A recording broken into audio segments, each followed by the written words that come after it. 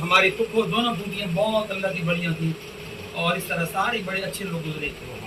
ہمارے اندر یقیناً کچھ بگاڑ ہیں، کچھ خرابیاں ہیں. اللہ تعالیٰ انہی دروس کے صدقے، یہ جو درد ہوتے ہیں ان کے صدقے ہمارے بھی دل اچھے کر دے اور برکت والا کر دے، خیر کا معاملہ کر دے.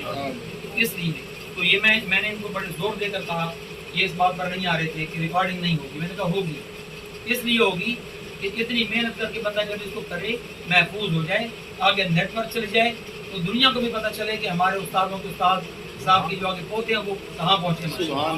یہ فیضان صاحب مدارک انوار خان کا یا رسول اللہ شریف ہے. اور اس محفل کا باقاعدہ آغاز جب میں تلاوت کا کسی کو کہوں تو صرف 3 آیتیں جتنی سورہ کوثر ہے جتنی پڑھنی ہے، اور وہ ریکارڈ ہوگی. بیان الگ ریکارڈ ہوگا، تلاوت اور حمد و نعت شریف الگ ریکارڈ ہوگی. تو 3 آیتوں کی تلاوت ہمارے قبلہ حضرت لالا جی سردار صاحب غلام رسول صاحب رحمۃ اللہ قریشی رحمۃ اللہ کے اکلوتے پوتے، اکلوتے میں کہتا ہوں، غلط تو نہیں کہتا، نہیں ایک ہی پوتا ہے نا ان کا اکلوتے، کیونکہ دوتے تو ماشاء اللہ دوتے دوتی ہیں. تو اکلوتے پوتے قاری محمد احتشام القریشی القمری، تو وہ آئیں گے تلاوت قرآن پاک لیکن گج بج کے. اور اس کے بعد جو تم نعت شریف پڑھتے ہو نا وہ 2 شعر، زیادہ نہیں، صلی اللہ علیہ یا رسول اللہ ایک دفعہ، اس کے بعد وہ 2 شعر. اور جب میں جزاک اللہ کہوں سمجھے کہ وہ آخری شعر کا. انجوائے کریں، دینی انجوائے کریں، سبحان اللہ کریں، دل میں آہستہ آہستہ کریں.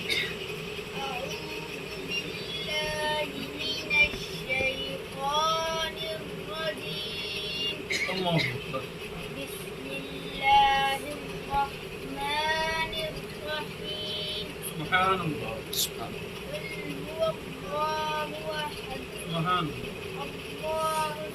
اللہ الصمد. ماشاء اللہ. لم یلد ولم یولد بے شک. ولم یکن له کفوا احد. صدق اللہ العظیم. جزاک اللہ. ماشاء اللہ. اللہ علیہ یا رسول اللہ وسلم علیہ یا حبیب اللہ.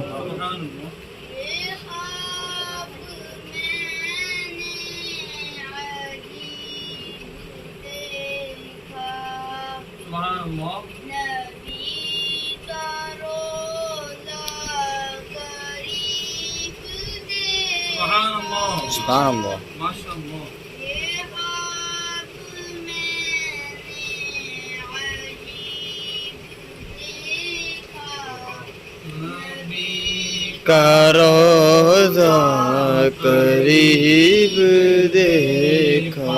ماشاء اللہ. ماشاء اللہ. پڑھا جو میں نے اللہ نصیب دیکھا. واہ جی. سبحان اللہ. یہ خواب میں نے عجیب دیکھا.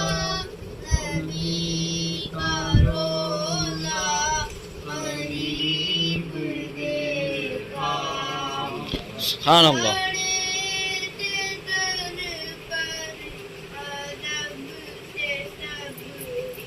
سبحان اللہ. سبحان اللہ. امیر دیکھا غریب دیکھا.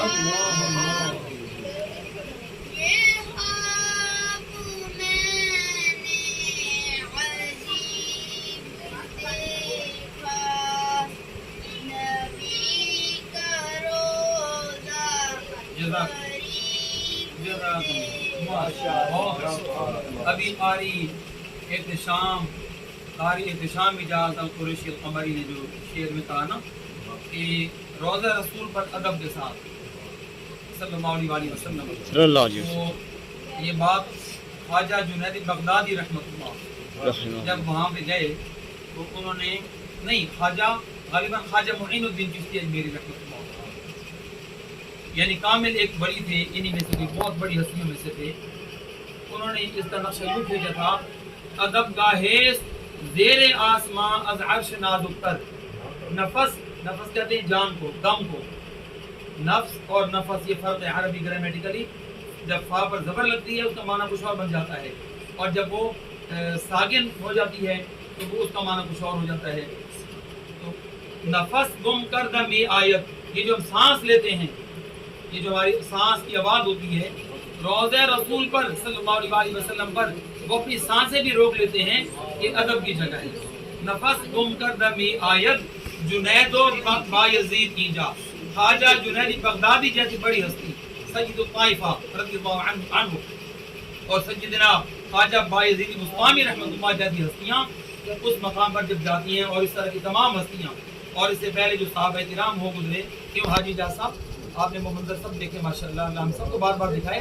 तो वहाँ वो कहते हैं ना, कोई उच्चा नदम मारे सरकार दे बूवे ते, सुभान अल्लाह। कोई उच्चा नदम मारे सरकार दे रोजे ते, सुभान अल्लाह। कोई उच्चा नदम मारे सरकार दे रोजे ते। और इसके बैग में ये अदब ये किसने बताया? सूरह हुजुरात रसूल सल्लल्लाहु अलैहि वसल्लम की बारगाह में खुद रब ने फरमाया कि उन उस मकाम पर जब पहुंच जाते हैं आपने किस तरह अपने आप को समझाना है, वहाँ गलती नहीं करनी, वरना तुम्हारे सारे अमाल तुम्हारे मुंह पर मार दिए जाएंगे और तुम्हें पता भी नहीं चलेगा, बर्बादी हो जाएगी। तो अब बिला ताखीर फैज़ान साहिब मज़ार पुर अनवार खानक़ाह शरीफ हमारे अब्बा जी हुज़ूर उस्ताद उल मशाइख़ रहमतुल्लाह, हमारी अम्मा जान बड़ी उस्ताद साहब रहमतुल्लाह के निकाह फैज़ान से, क्योंकि ये वहाँ जाते हैं तो मैं भेजता रहता हूँ कब्रिस्तान, तो ये परदादा जी की कब्र मुबारक पर भी और अम्मा जी की खिदमत में भी जाकर, तो जब बंदा वलियों की कब्र में जाता है तो खुदा की कसम वो तवज्जो फरमा के रंग लगा देते हैं। इसलिए मैं अक्सर ये कहा करता हूँ कि वलियां दे दर ते आते वेखी तेनू रंग लग जाणगे, सुभान अल्लाह। रंग लग जाणगे, रंग लग जाणगे, गौसिया दा लंगर वंडा ते वेखी तेनू रंग लग जाणगे। और खुदा की कसम ये कलाम मैंने किसी जगह पर सुना था, खुदा की कसम पहली बार जब मैंने अपनी मस्जिद में अब्बा जी हुजूर की खिदमत में पेश किया तो लाला सुबेदार साहब हमारे साथ मौजूद थे। तो सुबेदार साहब आप जानते हैं कि मीठे बहुत थे और मिजाजन माठे थे, स्पीडर नहीं थे, तो उन्होंने हाथ बुलंद कर करके सुभान अल्लाह के नारे लगाए। सुभान अल्लाह। यही वही कलाम था, गौसिया दा लंगर मंडा ते वेखी तेनू रंग लग जाणगे। सुभान अल्लाह। तो वलियों के जो रंग अल्लामा अल हाफिज अल कारी मुफ्ती मोहम्मद अहमद रजा कुरैशी अल कमरी अल बरेलवी पर जो चढ़ा वो अब आपके सामने पेश होने लगा है। नारे तकबीर, अल्लाहु अकबर, नारे रिसालत, सरकार की आमद, मरहबा, सरकार की आमद, मरहबा, फैजान मदीना, फैजान गौस पाक, फैजान औलिया, फैजान मज़ार पुर अनवार खानक़ाह शरीफ। वसल्लिम दाइमन अबदन अला हबीबिका खैरिल खल्क़ि कुल्लिहिम सल्लल्लाहु अलैहि वसल्लम सय्यिदुल कौनैनि वस्सक़लैनि वल फरीक़ैनि मिन उरबिन व मिन आजमी मौलाया सल्लि व सल्लिम दाइमन अबदन अला हबीबिका खैरिल खल्क़ि कुल्लिहिम। जब तलक ये चांद तारे झिलमिलाते जाएंगे, जब तलक ये चांद तारे झिलमिलाते जाएंगे, तब तलक जश्न विलादत हम मनाते जाएंगे। मौलाया सल्ली व सल्लिम दाइमन अबदन अला हबीबिका بِكَ خَيْرِ الْخَلْقِ كُلِّهِمْ. ایک طویل المدت تک نہ میں ویڈیو بنانے کا قائل تھا نہ تصویروں کا، لیکن اب جب مجبوری دیکھی کہ بد عقیدہ لوگ اتنے ہو چکے تو اب ہمیں حکم ملا ہمارے مرشد خانہ سے اور مدار پاک والوں نے حکم فرمایا کہ جب ساری قوم برباد کر بیٹھو گے تب منظر عام پر آؤ گے. تو اس وجہ سے یہ کام اب ہمارے اوپر فرض ہو گیا. اسی طرح علامہ احمد رضا صاحب پر بھی فرض ہو گیا، تمام قرآن نعت خوانان اور جو بھی ہیں ان سب پر فرض ہو گیا کہ اللہ رسول کی محبت کو دنیا میں ڈیلیور کر سکیں. اللہ تعالیٰ فیضان مزار پر انوار کے تصدق ہمیں ہر لمحہ کامیابی نصیب فرمائے. آمین.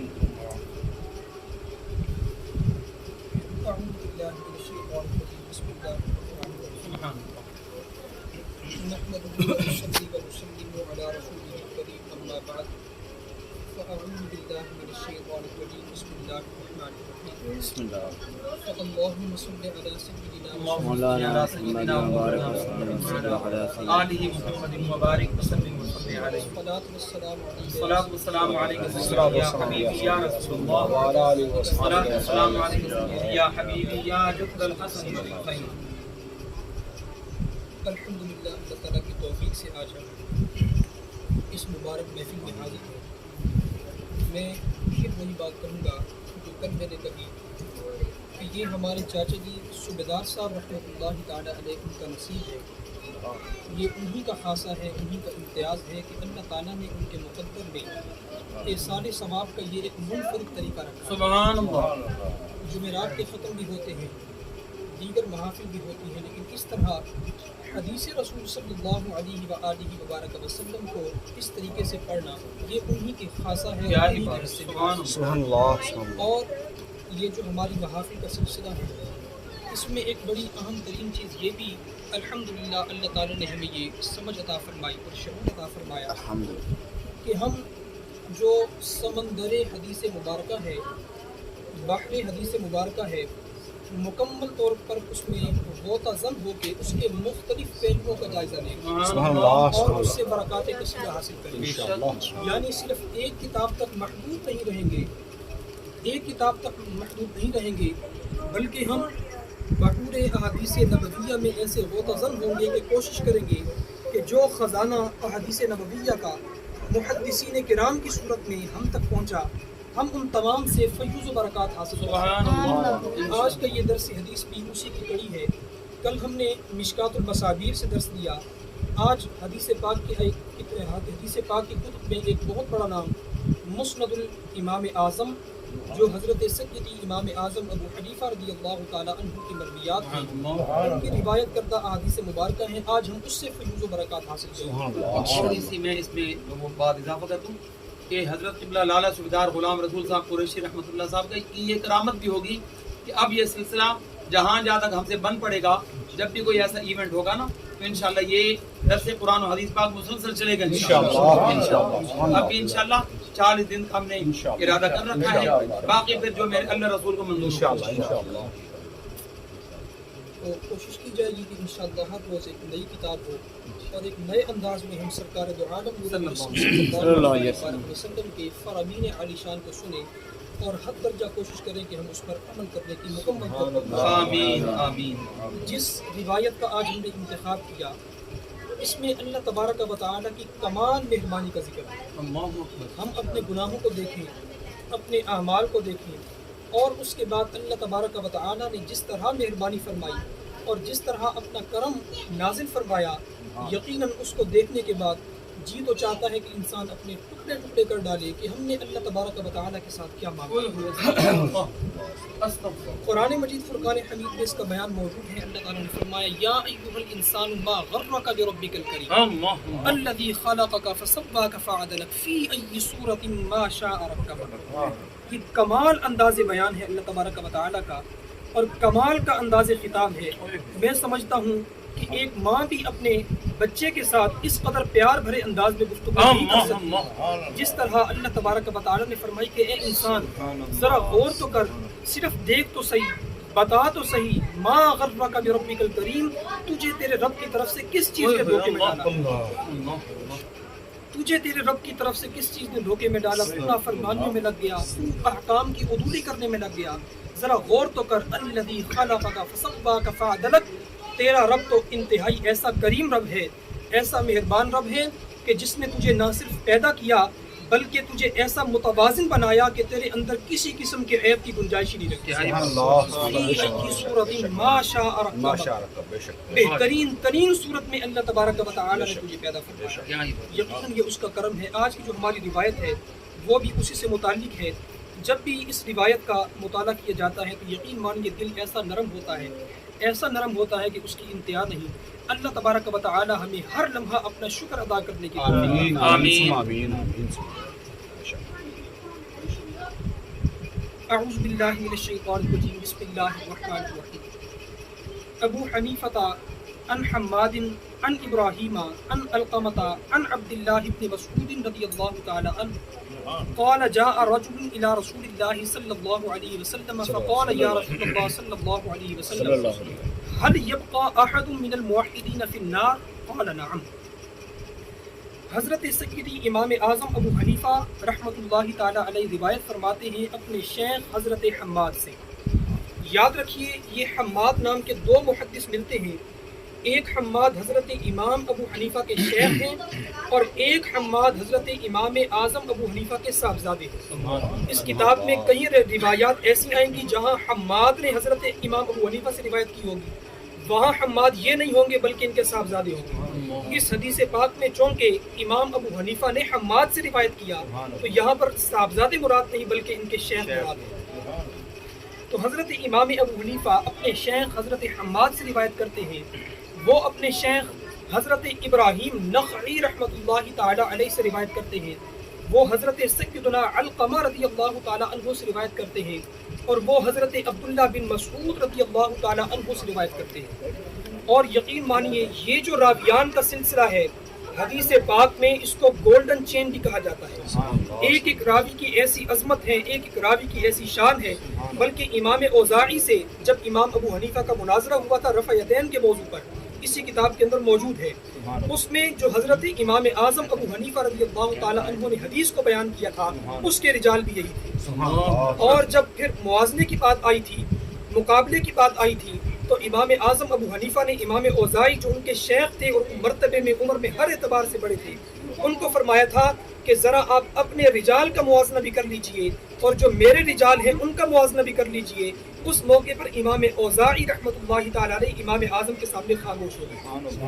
یہ ایسے کمال کے رجال ہیں، حضرت ابراہیم نخعی، حضرت علقمہ، حضرت عبداللہ ابن مسعود رضی اللہ تعالی عنہ۔ فرماتے ہیں مرکزی صحابی حضرت عبداللہ ابن مسعود رضی اللہ تعالی عنہ فرماتے ہیں کہ ایک شخص نبی مکرم صلی اللہ علیہ وآلہ وسلم کی بارگاہ میں حاضر ہوا اور اس نے عرض کی یا رسول اللہ صلی اللہ علیہ وآلہ وسلم یہ بتائیے کہ کیا کوئی ایک شخص موحدین میں سے جہنم کے اندر رہے گا؟ یہ سمجھ لیجئے کہ موحدین کس کو کہا جاتا ہے؟ سرکار علیہ الصلوۃ والسلام کی جو امت ہے اس امت کے لوگوں کو موحد نہیں بلکہ مومن کہا جاتا ہے، مسلم کہا جاتا ہے۔ آپ علیہ الصلوۃ والسلام سے جو پہلے کے لوگ ہیں یعنی حضرت عیسیٰ علیہ الصلوۃ والسلام کے بعد آپ علیہ الصلوۃ والسلام تک چونکہ کوئی اور نبی اور رسول نہیں آئے تھے، تو جو اس دین پر قائم ہیں اور اللہ تعالیٰ کی وحدانیت کو زمانے جاہلیت کے اندر بھی تسلیم کیا کرتے تھے ان کو موحد کہا جاتا ہے۔ تو سوال کرنے والے نے سوال کیا کہ یا رسول اللہ صلی اللہ علیہ وآلہ وسلم کیا موحدین میں سے بھی کوئی ایک جہنم میں رہے گا؟ تو آپ علیہ الصلوۃ والسلام نے فرمایا نعم، جی ہاں، موحدین میں سے بھی جہنم میں کوئی رہے گا۔ فرمایا رجل فی قعر جہنم، ایک آدمی ایسا ہوگا، ایک شخص ایسا ہوگا کہ جو جہنم کی وادی کے اندر ہوگا، ینادی بالحنان المنان، اور وہ اس وادی کے اندر رہتے ہوئے اللہ تعالیٰ کو وہاں بھی پکارتا رہے گا یا حنان یا حنان، اللہ تعالیٰ کا ذکر کرتا رہے گا حتی یسمع صوتہ جبرائیل علیہ السلام، یہاں تک کہ اس کے پکارنے کی آواز کو حضرت جبریل امین سن لیں۔ فیتعجب من ذلک الصوت، اب وہ اس بات پر تعجب کا اظہار کریں گے۔ وہ تعجب کس بات پر ہوگا؟ ذکر کرنے پر تعجب نہیں ہوگا بلکہ تعجب اس بات پر ہوگا کہ جہنم کے عذاب میں ایسا کون ہے جو اللہ کا ذکر کر رہا ہے، اور اگر اللہ کا ذکر کرنے والا جہنم میں کیسے ہو سکتا ہے؟ یہ تعجب ان کو ہوگا۔ فقال، العجب العجب، حضرت جبریل کہیں گے العجب العجب، مجھے تعجب ہو رہا ہے، تعجب ہو رہا ہے۔ فرمایا ثم لم یصبر، یہاں تک کہ پھر ان سے صبر نہیں ہوگا، حتی یسیر بین یدی عرش الرحمن ساجدا، یہاں تک کہ فوراً وہ عرش الہی کے سامنے حاضر ہو جائیں گے اور اللہ تعالیٰ کی بارگاہ میں سجدہ ریز ہو جائیں گے۔ فیقول اللہ تبارک و تعالی، بس اللہ تبارک و تعالیٰ فرمائے گا ارفع رأسک یا جبریل، اے جبریل اپنے سر کو اٹھاؤ۔ فیرفع رأسہ، بس وہ اپنے سر کو اٹھائیں گے۔ فیقول، بس اللہ تبارک و تعالیٰ فرمائے گا ما رأیت من العجائب، لگتا ہے کہ تو نے آج کوئی بہت عجیب و غریب چیز دیکھی۔ کیا دیکھا ہے ایسا عجیب و غریب کہ جس نے فوراً، جس سے تجھے صبر نہیں ہو رہا اور تو فوراً آ کر میری بارگاہ میں سجدہ ریز ہو گیا؟ تو وہ جبریل امین کیا عرض کریں گے واللہ اعلم بما رآہ، اللہ تبارک و تعالیٰ بہتر جانتا ہے جو میں نے دیکھا ہے، جو میں نے دیکھا ہے اللہ تعالیٰ اس کو بہتر جانتا ہے۔ فیقول، پس وہ عرض کریں گے یعنی حضرت جبریل امین یا ربی سمعت صوتا من قعر جہنم ینادی بالحنان المنان فتعجبت من ذلك الصوت، فرماتے ہیں اے باری تعالیٰ میں نے جہنم کی وادی سے ایک آواز کو سنا ہے، اور وہ آواز کیا تھی؟ کوئی پکارنے والا پکار رہا ہے یا حنان یا منان، یا حنان یا منان، جہنم کی وادی سے پکار رہا ہے۔ بس مجھے اس آواز کو سن کر میں تعجب میں پڑ گیا کہ جہنم تو کافروں کا گھر ہے، وہاں اللہ تعالیٰ کا نام لینے والا کیسے ہو سکتا ہے؟ سبحان اللہ۔ فیقول اللہ تبارک و تعالی، بس اللہ تبارک و تعالیٰ فرمائے گا یا جبریل، اے جبریل اذهب الى مالک، چلا جا تو جہنم کے خازن کے پاس، یعنی وہ فرشتہ جس کو اللہ تبارک و تعالیٰ نے جہنم کے دروازے پر مامور کر دیا ہے، اس کا نام مالک ہے، حضرت سیدنا مالک علیہ السلام۔ یہ فرشتے ہیں اور ان کا کام کیا ہے؟ یہ جہنم پر موجود ہیں، اور آگے ذرا ان کی تعریف بھی سنیے گا کہ جہنمیوں کو کیسے پہچانتے ہیں، حدیث پاک میں ذکر موجود ہے۔ فرمایا قل لہو اخرج العبد الذی ینادی بالحنان المنان، اس کے پاس چلا جا اور جا کر اس کو ہمارا حکم دے کہ جو شخص یا حنانو یا منانو پکار رہا ہے اس کو جہنم سے نکال۔ فیذهب جبرائیل علیہ السلام الی باب من ابواب جہنم فیضربہ، فرمایا کہ پس حضرت جبریل امین جہنم کے دروازوں میں سے ایک دروازے پر جائیں گے اور اس دروازے کو ایسے کھٹکھٹائیں گے، فیخرج الیہ مالک، اور اس دروازے سے حضرت مالک باہر تشریف لائیں گے۔ فیقول جبریل علیہ السلام، پس حضرت جبریل امین ان کو فرمائیں گے ان اللہ تبارک و تعالی یقول اخرج العبد الذی ینادی بالحنان المنان، کہ جو شخص اس وادی جہنم میں یا حنان یا منان کی صدائیں بلند کر رہا ہے اس کو باہر نکال دو۔ فیدخل، یہاں سے سمجھنے کی بات ہے، اللہ تعالیٰ ہمیں جہنم کی سختیوں سے معاف کرے۔ یقین مان کے جہنم ایسی سخت جگہ ہے کہ اس میں جانا تو بہت دور کی بات ہے، ہم اس کے قرب کو بھی برداشت نہیں کر سکتے۔ آگے اس کی تعریف آ رہی ہے، ذرا توجہ سے سنیے گا۔ فرماتے ہیں فیدخلوا، پس وہ اندر چلے گئے، فیطلبہ، پس انہوں نے اس کو ڈھونڈا، طلب کیا، فلا یوجدوا، پس اس کو نہیں پایا، وَأَنَّ مَالِكًا، کیا اس کو نہیں پایا، تلاش بھی کیا اس کے باوجود نہیں پایا۔ کیوں نہیں پایا؟ وہ آگے وجہ آ رہی ہے، لیکن اس سے پہلے آپ علیہ السلام نے ایک بڑی پیاری بات ارشاد فرمائی کہ وہ تلاش کر رہے ہیں، اس کے باوجود بھی نہیں پہچان پا رہے، نہیں ڈھونڈ پا رہے۔ اس کا مطلب یہ نہیں ہے کہ وہ جہنمیوں کو جانتے نہیں ہیں کہ جہنم میں لاکھوں افراد ہوں گے، کروڑوں افراد ہوں گے، تو وہ کیسے ڈھونڈیں؟ ان کے لیے مشکل ہے۔ آپ علیہ السلام نے فرمایا وَأَنَّ مَالِكًا أَعْرَفُ بِأَهْلِ النَّارِ مِنَ الْأُمِّ بِأَوْلَادِهَا، کہ جس طرح ماں اپنی اولاد کو پہچانتی ہے، حضرت مالک اس سے بھی زیادہ پہچان رکھتے ہوں گے جہنم، چاہے لاکھوں کی تعداد ہو، کروڑوں کی تعداد ہو، ماں جس طرح پہچانتی ہے اس سے بھی زیادہ اچھے طریقے سے پہچانتے ہوں گے۔ لیکن توجہ بات یہ ہے، اس کے باوجود نہیں پہچان پائیں گے، نہیں تلاش کر پائیں گے۔ اس کی وجہ کیا ہے؟ فَيَخْرُجُ، پس وہ وہاں سے باہر آئیں گے، فَيَقُولُ لِجِبْرِيلَ، پس وہ حضرت جبریل سے عرض کریں گے إِنَّ جَهَنَّمَ زَفَرَتْ زَفْرَةً لَا أَعْرَفُ الْحِجَارَةَ مِنَ الْحَدِيدِ، اے جبریل امین میں کیا کروں، اگرچہ میں ماں جس طرح اولاد کو پہچانتی ہے اس سے زیادہ جہنمیوں کو پہچانتا ہوں، لیکن ابھی جہنم نے ایک سانس لیا ہے، ابھی جہنم نے ایک سانس لیا ہے، اور اس کا سانس لینا ایسا ہے لا اعرف الحجارۃ من الحدید، اب پتہ نہیں چل رہا کہ کیا چیز لوہا ہے کیا چیز پتھر ہے۔ یہ جہنم کے سانس کا عالم ہے کہ پتہ ہی نہیں چل رہا، ہر چیز ختم، کیا حجار ہے کیا لوہا ہے، اور فرمایا ولل حدید من الرجال، نہیں فرق پتہ چل رہا کیا چیز لوہا ہے کیا چیز انسان ہے، نہ انسان کی پہچان ہو رہی ہے نہ لوہے کی نہ پتھر کی، پتہ نہیں چل رہا۔ وجہ کیا ہے کہ جہنم نے ایک صرف سانس لیا ہے۔ فیرجع جبریل علیہ السلام، بس حضرت جبریل امین واپس لوٹیں گے، حتی یسیر بین یدی عرش الرحمن، یہاں تک کہ وہ عرش رحمان کے سامنے آ جائیں گے، ساجدن سجدہ کریں گے۔ فیقول اللہ تبارک و تعالی، بس اللہ تبارک و تعالی پھر فرمائے گا ارفع رأسک یا جبریل، اپنے سر کو اٹھاؤ اے جبریل، لم تجی بعبد، تم میرے بندے کو نہیں لے کر آئے، لما لم تجی بعبد، تم میرے بندے کو کیوں نہیں لے کے آئے، جبکہ تمہیں میں نے بھیجا تھا، تم نے میرے حکم کو کیوں نہیں مانا۔ فیقول یا ربی، بس وہ عرض کریں گے یا باری تعالی، یہ کیسے ہو سکتا ہے کہ تیرا حکم ہو اور میں اس کی قبولی کروں، میں نے تو مانا۔ ان مالکن یقول، بے شک میں گیا تھا اور جو جہنم میں فرشتہ مقرر ہے مالک، اس نے مجھے کہا ان جہنم قد زفرت زفرتن، جہنم نے ابھی سانس لیا ہے، لا اعرف حجر من الحدید، نہیں پہچانا جا رہا کہ پتھر کیا ہے، لوہا کیا ہے، اور لوہا کیا ہے، مرد کیا ہے۔ فیقول اللہ عز وجل قل لمالک، بس اللہ تبارک و تعالی فرمائے گا کہ اے جبریل دوبارہ جاؤ اور مالک کو جا کر کہو ان عبدی فی قعر کذا و کذا، فی ستر کذا و کذا، او فی زاویت کذا و کذا، اب ذرا جاؤ اور مالک کو جا کر بتاؤ کہ تلاش کرنے کی ضرورت نہیں ہے، بس جہنم کی فلاں وادی کے اندر جاؤ، وہاں فلاں پتھر پڑا ہوگا اور اس پتھر کے سائے کے نیچے میرا بندہ بیٹھا ہوگا، اس پتھر کے سائے کے نیچے میرا بندہ موجود ہوگا۔ اب یہ حضرت مالک دوبارہ جاتے ہیں، اور یہاں پر قابل توجہ بات، آپ نے اس بات پر توجہ نہیں کی جو میں بتانا چاہ رہا تھا، جہنم کے اندر اور اس کی حالت کیا ہوگی، وہ میں بلکہ آگے چلتے ہیں پھر یہ بات مزید واضح ہو جائے گی۔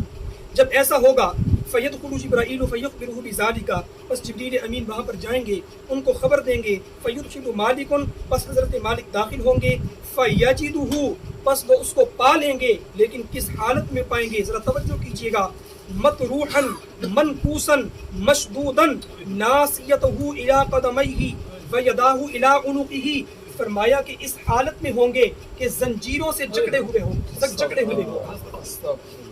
زنجیروں سے جکڑا ہوا ہوگا، اور جکڑنے کی کیفیت کو بھی آپ علیہ السلام نے بیان فرمایا، ناسیتہ الی قدمیہ، کہ اس کی یہ جو پیشانی ہے اس کو ناسیہ کہتے ہیں، یہ ناسیہ اس کے قدموں کے ساتھ بندی ہوگی۔ آگے فرمایا وَيَدَاهُ إِلَىٰ عُنُقِهِ، اور اس کے دونوں ہاتھوں کو ایسے گردن کے پیچھے باندھ دیا ہوگا۔ ذرا اس تکلیف کا اندازہ کیجئے کہ جب سر آپ کا قدموں کے ساتھ باندھ دیا جائے اور ہاتھوں کو ایسے پیچھے باندھ دیا جائے اور انسان بالکل بے بس ہو جائے، اور یہ وہ وقت ہوگا کہ انسان موت کی تمنا کرے گا، وہاں پر موت بھی نہیں آئے گی، اس قدر تکالیف کے اندر۔ بہرحال وہ اس کو پالیں گے، پانے کے بعد پھر کیا ہوگا، آگے آپ علیہ السلام ارشاد فرماتے ہیں، ہاں وَاجْتَمَعَتْ عَلَيْهِ اللِّحْيَاتُ وَالْأَقَارِبُ، اور یہ سزا صرف ختم نہیں ہوگی، یہاں پر اس کے جسم پر سانپ ہوں گے، اس کے جسم پر بچھو ہوں گے جو اس کو مسلسل ڈس رہے ہوں گے، جکڑ رہے ہوں گے، حَتَّى تَسْقُطَ عَنْهُ اللِّحْيَاتُ وَالْأَقَارِبُ، فرمایا یہاں تک کہ حضرت مالک اس سے سانپ کو بھی الگ کر دیں گے، بچھوؤں کو بھی الگ کر دیں گے، پھر اس کو جھٹکا دیں گے، اور وہ جھٹکا بڑا سخت ہوگا، یہاں تک کہ اس کی ساری زنجیریں، ساری رسیاں بالکل کھل جائیں گی اور وہ شخص بالکل آزاد ہو جائے گا۔ ثم یخرجہ من النار، پھر حضرت مالک اس کو جہنم سے نکالیں گے، فیسیرہ فی ماء الحیات، پھر حضرت امام مالک ایک ندی کے اندر، ایک نہر کے اندر جس کا نام الحیات ہے، اور بعض نے کہا یہ وہ نہر ہے کہ جس کے اندر جنتیوں کو جنت میں جانے سے پہلے غوطہ دیا جائے گا، اس کے اندر غوطے میں غوطہ لگانے سے ان کے ہر قسم کے گناہ ختم ہو جائیں گے، سارے عیب ختم ہو جائیں گے، اور وہ جنت کے لیے بالکل تیار ہو جائیں گے، بلکہ یوں کہیے کہ جنتی دولہا بن جائیں گے۔ اس موقع پر ان کو الحیات کے پانی میں انہوں نے غوطہ دیا، وَيَدْفَعُ إِلَىٰ جِبْرِيل، اور حضرت جبریل کے حوالے کر دیا، فَيَأْخُذُ بِنَاصِيَتِهِ، حضرت جبریل نے ایسے پیشانی سے پکڑا، وَيَمُدُّهُ مَدًّا، اپنی طرف کھینچا، فَمَا مَرَّ بِهِ جِبْرِيلُ عَلَىٰ مَلَئٍ مِّنَ الْمَلَائِكَةِ، بس کوئی جگہ ایسی نہیں تھی جہاں سے جبریل امین گزرتے فرشتے ان کو دیکھتے اور وہ یہ کہا کرتے تھے اف لہذا العبد، اس بندے پر اف ہو، اس نے کیا کیا، اپنی دنیا کے اندر اس نے اپنے رب کی نافرمانی کی تو آج یہ اس کی سزا اس انداز میں بھگت رہا ہے۔ سارے فرشتے اس کو یہ کہتے رہے حتی یسیر بین یدی عرش الرحمن ساجدا، یہاں تک کہ وہ عرش رحمان کے سامنے پہنچ گئے، سجدے میں گرے۔ فیقول اللہ تبارک و تعالی ارفع رأسک یا جبریل، اے جبریل اپنے سر کو اٹھاؤ۔ ویقول اللہ تبارک و تعالی، اب یہاں سے کمال کی بات شروع ہو رہی ہے۔ سبحان اللہ۔ یہاں سے اب دیکھیے جہنم کے اندر اس کا حال کیا تھا، زنجیروں سے جکڑا ہوا، ہاتھ پیچھے بندھے ہوئے، جسم پر بچھو ہیں، جسم پر جو ہے سانپ ہیں۔ اس سے اندازہ لگائیے کہ وہ کس قدر گناہگار انسان ہوگا، کس قدر سیاہکار ہوگا، اس کی زندگی کس طرح نافرمانیوں میں گزری ہوگی۔ لیکن اس کے باوجود اب جب عرش الہی کے سامنے آ گیا، اب ذرا اللہ تعالیٰ کے خطاب کا انداز ذرا سماعت فرمائیے اور دیکھیے کہ اللہ تعالیٰ کتنا بڑا رحمان ہے، کیسا رحیم ہے۔ اللہ تبارک و تعالیٰ اس بندے کو فرمائے گا فیقول اللہ تبارک و تعالی عبدی، اے میرے بندے، عبدی اے میرے بندے۔ اس وقت بھی اپنے بندے کو عبد نہیں کہا یا یہ نہیں کہا کہ تو میرا نافرمان ہے، تو ایسا ہے، تو ویسا ہے، بلکہ پیار بھرے انداز میں اللہ نے فرمایا عبدی اے میرے بندے۔ واہ سبحان اللہ۔ کمال کی مہربانی اللہ تبارک و تعالی کی۔ اے میرے بندے ذرا یہ تو بتا کہ تو نے جو میری نافرمانی کی، الم اخلق کا بخلق حسن، یہ تو بتا کیا میں نے تجھے اچھی صورت میں پیدا نہیں کیا تھا؟ الم ارسل الیک رسولا، کیا میں نے تیرے پاس رسول نہیں بھیجا تھا؟ الم یقرأ علیک کتابی، کیا اس رسول نے تجھ پر کتاب کی تلاوت نہیں کی تھی؟ الم یأمرک وینہک حتی یقر العبد، یہ تو بتا کیا اس رب نے، کیا اس رسول نے تیرے رب کی فرما برداری کا حکم نہیں دیا تھا؟ کیا نافرمانی سے منع نہیں کیا تھا؟ حتی یقر العبد، یہاں تک کہ وہ بندہ اپنے تمام جرموں کا اقرار کرتا ہے، وہ کہے گا باری تعالیٰ بالکل مجھ سے یہ گناہ ہوئے ہیں۔ فیقول اللہ تعالیٰ فلم فعلت، پھر یہ بتا تو نے ایسا کیوں کیا ہے؟ یا ایھا الانسان ما غرک بربک الکریم، تجھے تیرے رب کی طرف سے کس چیز نے دھوکہ دیا؟ فلم فعلت، پھر تو نے ایسا کیوں کیا؟ کذا و کذا، ایسے ایسے کیوں کیا؟ فیقول العبد، توجہ رکھیے گا، وہ کہے گا، بندہ کہے گا یا ربی ظلمت نفسی، اے میرے رب میں بے شک میں نے اپنی جان پر، اپنے نفس پر ظلم کیا ہے، میں جانتا ہوں، میں اقرار کرتا ہوں، حتی بقیت فی النار، یہاں تک کہ مجھے اس کی پاداش میں جہنم میں ڈالا گیا۔ قضا و قضا، اس طرح خریفن، بہت سختی کے اندر، لیکن لم اقطع رجائی منکا یا ربی، لیکن اے رب میں نے تیری ذات سے اپنی امید کو ختم نہیں کیا۔